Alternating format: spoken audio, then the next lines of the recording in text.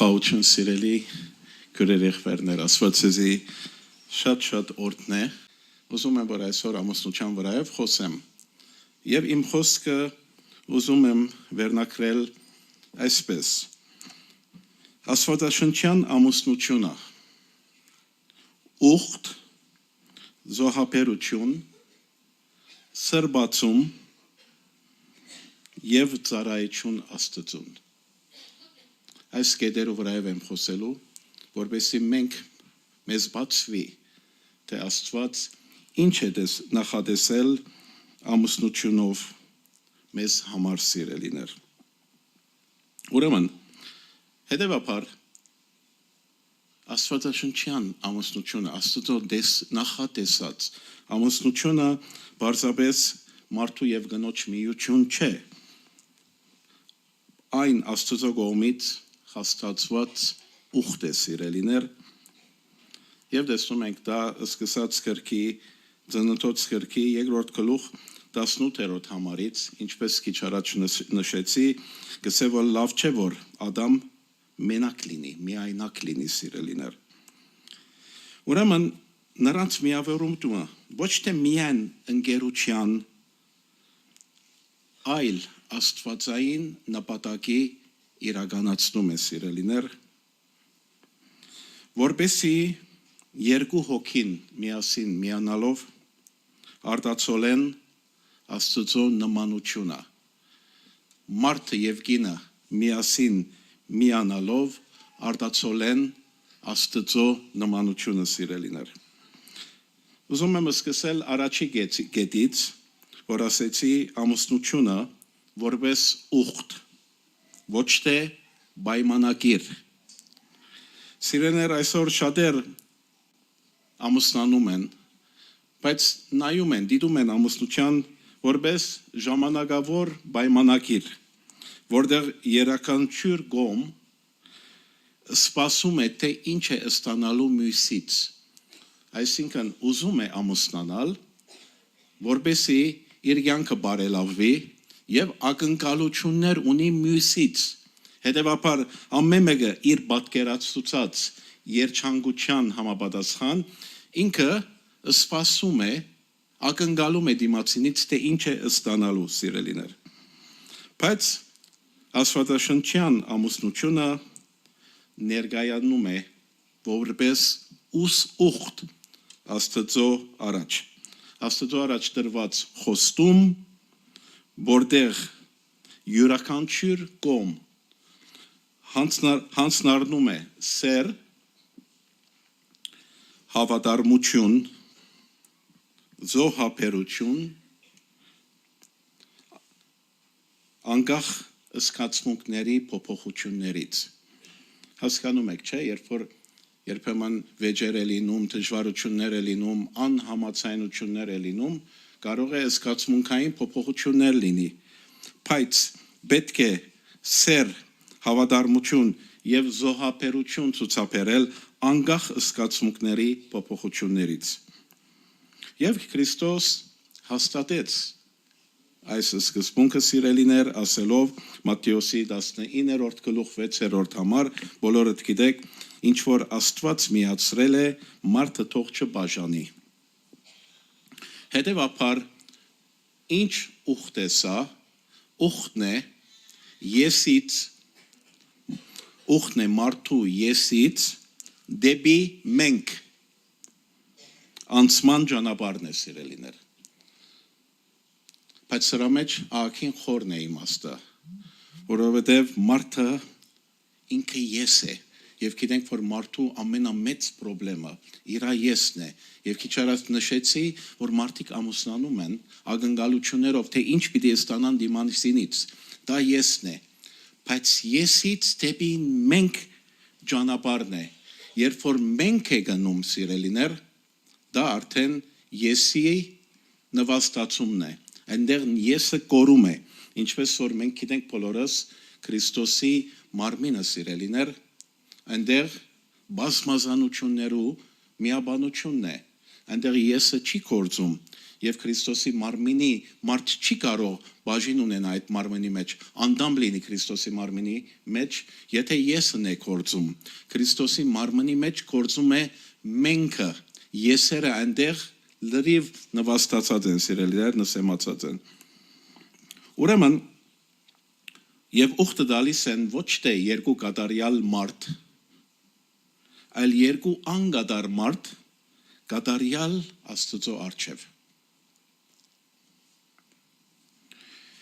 Երկրորդ կետը, սիրելիներ, ամուսնական սերը։ Ամուսնական սերը ոչ թե միայն ըսկացում է, այլ նվիրում։ Այսինքն, Աստված ամուսնությամբ մեզ չի հրավիրում բարձրապես սիրահարվելու։ Թեև աշխարհը տենց է հասկանում։ Ամուսնության սկզբունքը սիրահարվել, այսինքն ես սիրահարվում եմ, ուզում եմ դրա, անպայման ուզում եմ դա իմը լինի, չէ՞։ Եվ բոլոր պատմությունները տեսնում ենք գրված, Ռոմեո Ժուլիետը գրված, որ շատ են սիրում մարդիկ, եւ տեսնում ենք տարբեր պատմություններ ամուսնություններով վրայով, տարբեր դեսանյութեր, կինոներ եւ այլն, դրանք հաստատված են սիրահարության վրա, եւ ամեն մեկը ուզում է դիմացինին ունենա, իրը լինի։ Բայց սերը, սիրելիներ, Աստծո նախադեսած, դա հրավիրում է մեզ սիրելու, ինչպես Քրիստոս սիրեց եկեղեցին։ Ինչպես Քրիստոս։ Նայեցեք, դրա մասին խոսում է Պողոս Արաքյալը Եփեսացիներու 5-րդ գլուխ 25-րդ համարի մեջ։ Եվ ասում է, որ տղամարդիկ, այրեր, սիրեցեք ձեր կանանց, ինչպես Քրիստոս սիրեց եկեղեցին, ինչպես սիրեց եկեղեցին Քրիստոս, իր անձը տվեց նրա համար։ Քրիստոս իր անձը դրավ, իր անձը զոհաբերեց եկեղեցու համար։ Հետևաբար սա սիրահարության զգացմունք չէ, սա նվիրում է, սիրելիներ, ամբողջական նվիրում է։ Եվ սա է Աստծո նախասահմանած, կանխատեսած սերը, որ պետք է լինի ամուսինների միջև, սիրելիներ։ Հետևաբար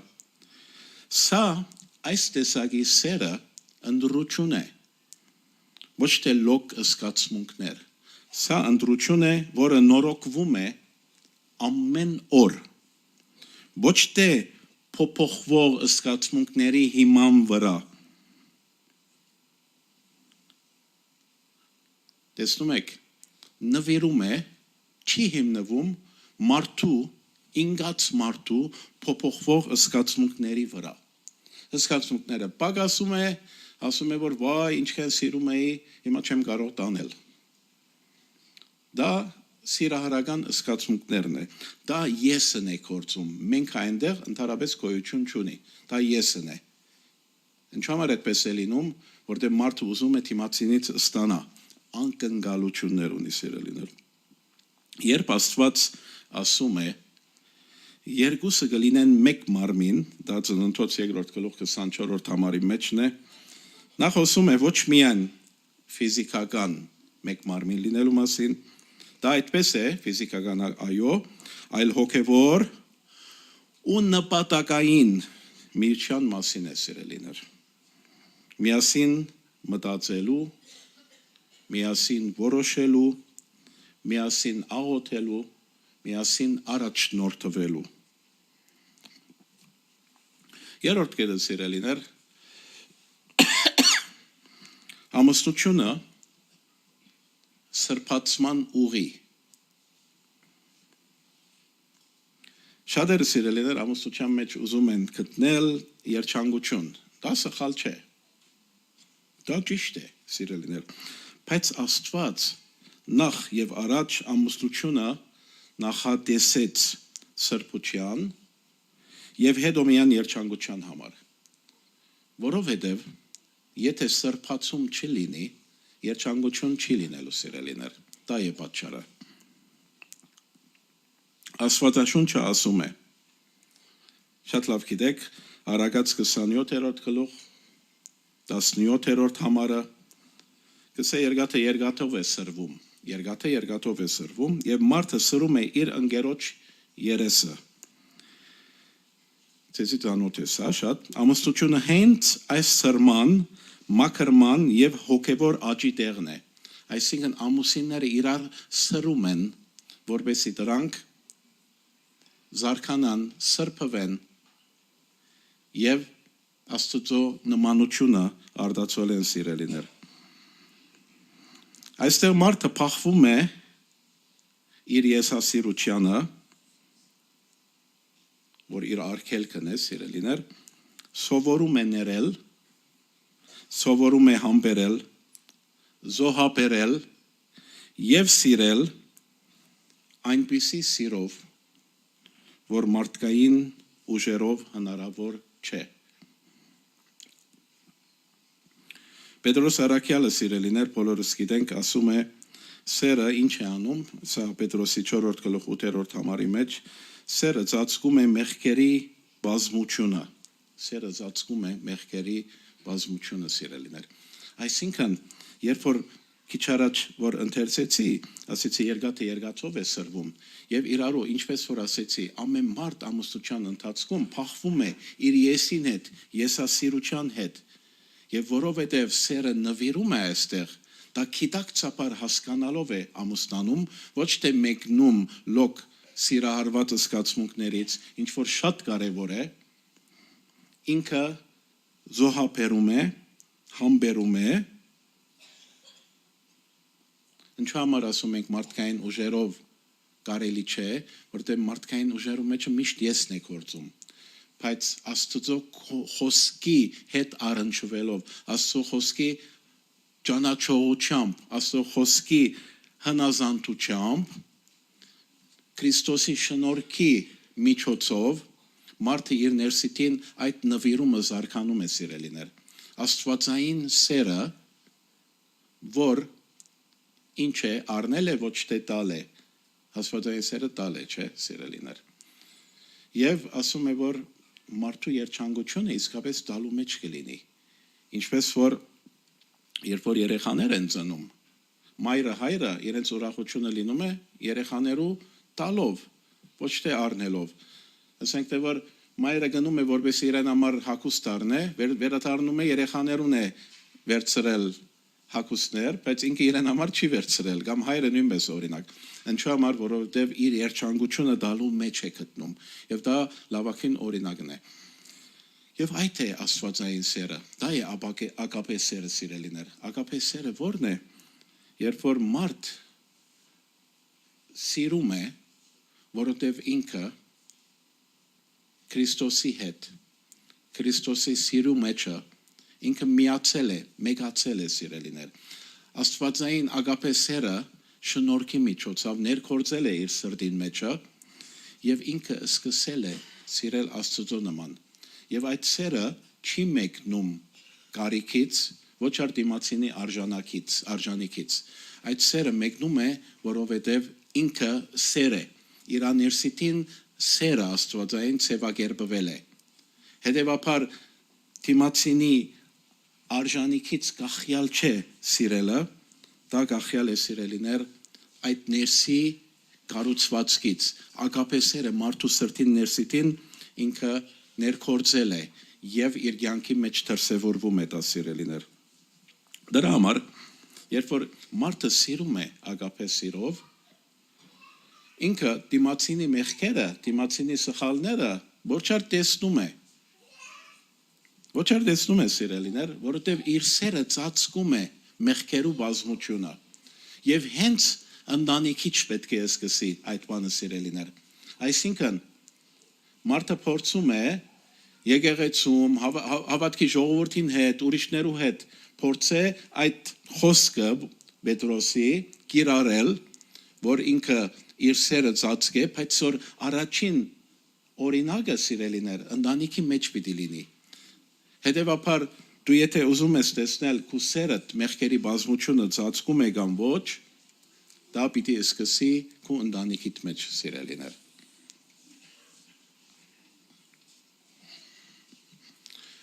Հետևաբար մենք ինչու համար ես բոլոր բաները ասում եմ, որպեսզի մեր անձերը քննենք եւ տեսնենք, որ մեր սերը ծածկում է սիրելիներ դիմացինի բազմությունները մեղքերի, ոչ թե անընդհատ մենք մտահոգված ենք մեր անձի վրայով, անընդհատ մտահոգված ենք մեր եսերը սնուցանելու վրայով, սիրելիներ, անընդհատ մենք մատով ցույց ենք տալիս, չէ՞, ամենաշատն է, չէ՞, զույգերու միջև, ընտանիքներուն, որ ասենք թե որ մեկը մյուսին սխալները անընդհատ մազով ցույց է տալիս, դրսում կարելի է որ մարդը լուր մնա, դրսում կարելի է որ մարդը բան չասե, բայց երբ որ ամուսնության մեջ է, միանգամին մատնացուցում է, ոչ մի բան չի թողում որ անցնի, ոչ մի բան, ամենափոքր սխալը չի թողում որ անցնի, այդպես է, չէ՞, իմացաք ինչի մասին եմ խոսում, այսինքն զույգերը իրարու հանդեպ ամենափոքր սխալը չեն թողում որ այդպես անցնի վրիբի, սխալ արեցիր, մեղավոր ես, եւ անընդհատ դրա համար տեսում ենք երջանկություն չի լինի, բայց ասում է որ Աստվածաշունչը սերը մեղքերի բազմությունը կծածկե սիրելիներ։ Ուրեմն, չորրորդը, դղամարդու եւ գնոջ դերերը ամուսնության մեջ։ Աստվածաշունչը չի ներկայացնում դղամարդուն որպես հրամանատու եւ գնոջը որպես ենթարկվող ստրուկ։ Այդ պատկերացումը մարդկային աղավաղում է եւ ոչ թե Աստծո ծրագիր։ Այո, ինքը ասում է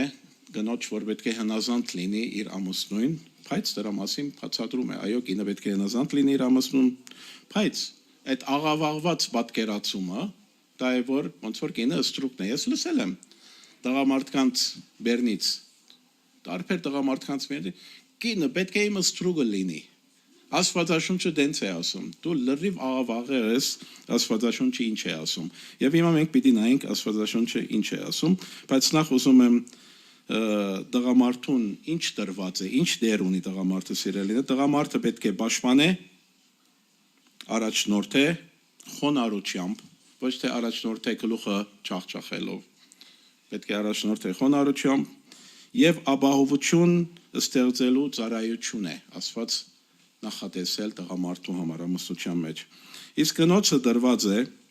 հնազանդ լինել, զորացնել իր ամուսնուն, խրախուսել, դանը աստվածային իմաստություն եւ ներթաշնակություն բերելու ծառայություն։ Ինչու համար, որտեղ իմաստուն գինը, ասում է Արագացի 14-րդ գլուխ առաջին համարը, իմաստուն գինը ինչ կնե, տունը կշինե, իմաստուն գինը։ Հետևաբար դան մեջ ներթաշնակություն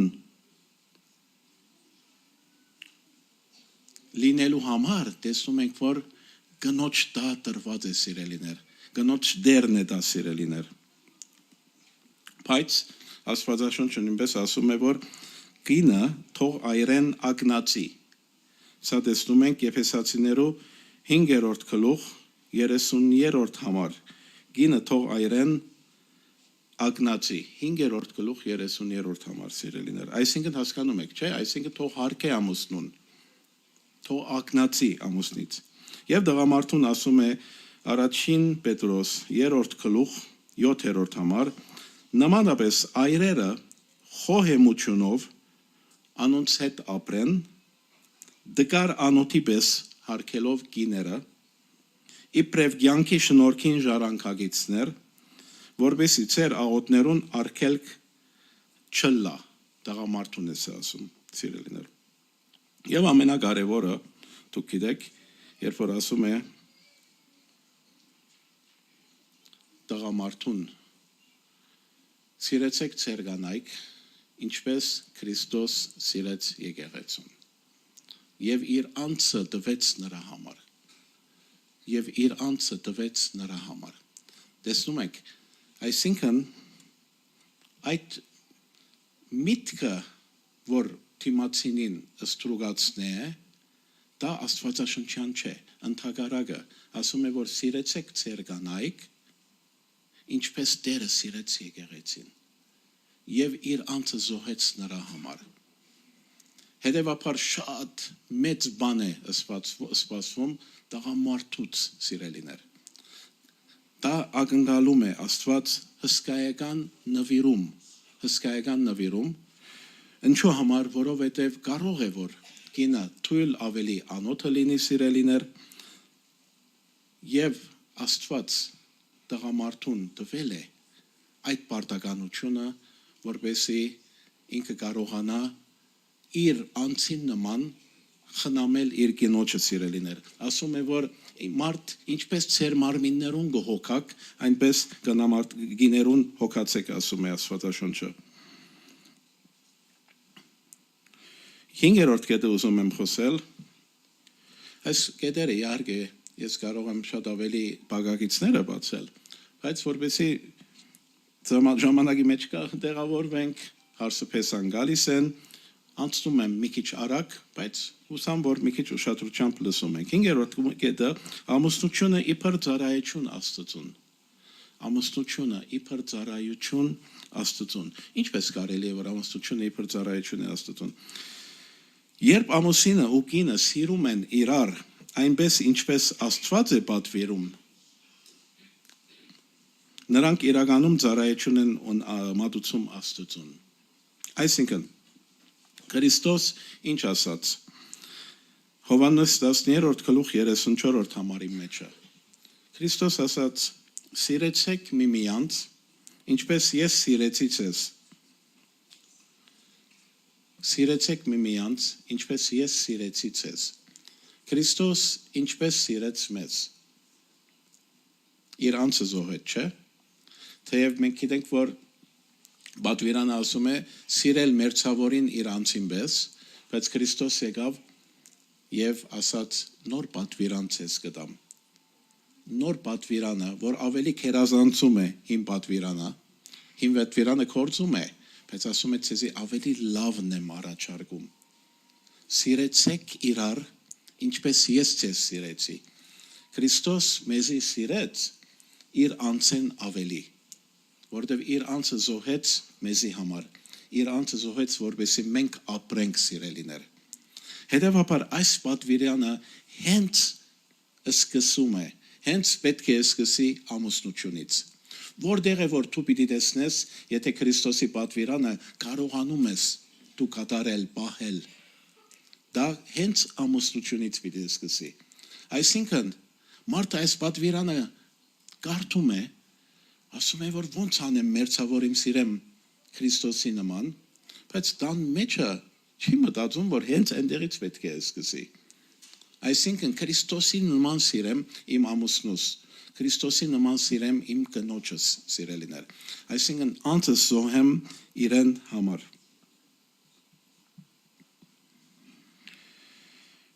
Երբ ընտանիքը կառուցված է Աստծո խոսքի վրա, այն դառնում է փոքրիկ եկեղեցի տան մեջ։ Տեսնում եք, հենց փոքրիկ եկեղեցի դառնում տան մեջը։ Դառնում է այդ ընտանիքը, այդ միաբանությունը, այդ միասնությունը ամուսնության լույս է դառնում մթի մեջ։ Դավիթի խոսքը դառնում է ընտանիքի հավատքի բովանդակություն, երբ ասում է